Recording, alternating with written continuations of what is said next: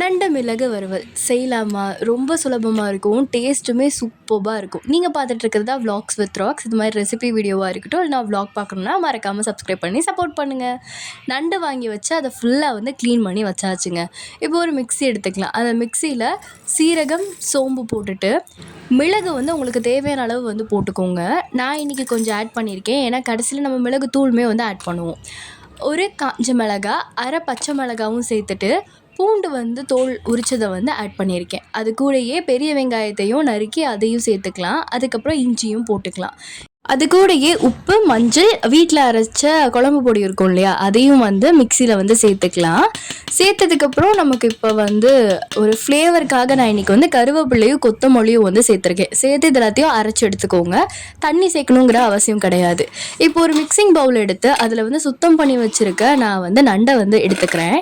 எடுத்துகிட்டு நம்ம ஆல்ரெடி அரைச்சி வச்சுருந்தோம் இல்லையா, அதை வந்து இதில் நல்லா வந்து பரட்டி வச்சிடலாம். ஸோ பரட்டி ஒரு அரை மணி நேரத்தில் இருந்து ஒரு மணி நேரம் வரைக்கும், அதாவது 40 நிமிஷம் நீங்கள் வச்சிங்கனாலும் நல்லாயிருக்கும்.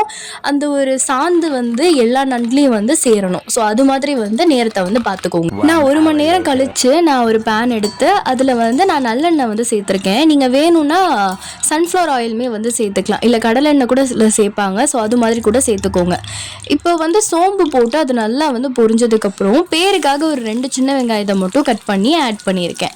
அது நல்லா வதங்கினதுக்கப்புறம் இஞ்சி பூண்டு விழுது இருக்கு இல்லையா, ஸோ அதை வந்து கொஞ்சோண்டு வந்து சேர்த்துக்கலாம்.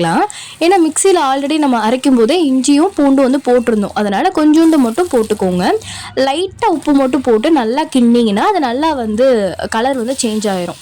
அதுக்கப்புறம் நம்ம ஊற வச்சுருந்தோம் இல்லையா, அந்த நண்டை வந்து போட்டுட்டு இப்போ நல்லா வந்து கிண்டணும். ஓகேங்களா?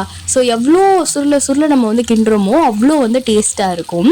ஒரு 2லேருந்து 3 நிமிஷம் வரைக்கும் நல்லா வந்து கிண்டிக்கலாம். கிண்டதுக்கப்புறம் நமக்கு தேவையான அளவு வந்து தண்ணி வந்து எடுத்துக்கலாம். அதாவது மூழ்கிற அளவுக்கு வந்து தண்ணியை வந்து பார்த்துக்கோங்க. பார்த்துட்டு நல்லா வந்து கிண்டிக்கலாம். அதை வந்து நல்லா வந்து அந்த ஒரு ஸ்மெல்லாம் இல்லாமல் அது ஒரு மாதிரி வந்து நல்லா வந்து நண்டோட வாடை வர ஆரம்பிக்கும். ஸோ அது அளவுக்கு நல்லா வந்து கிண்டிக்கோங்க. எனக்கு கிட்டத்தட்ட ஒரு 10லேருந்து 20 நிமிஷம் வரைக்கும் நண்டை நல்லா வந்து நான் வந்து வேக வச்சுருப்பேன்.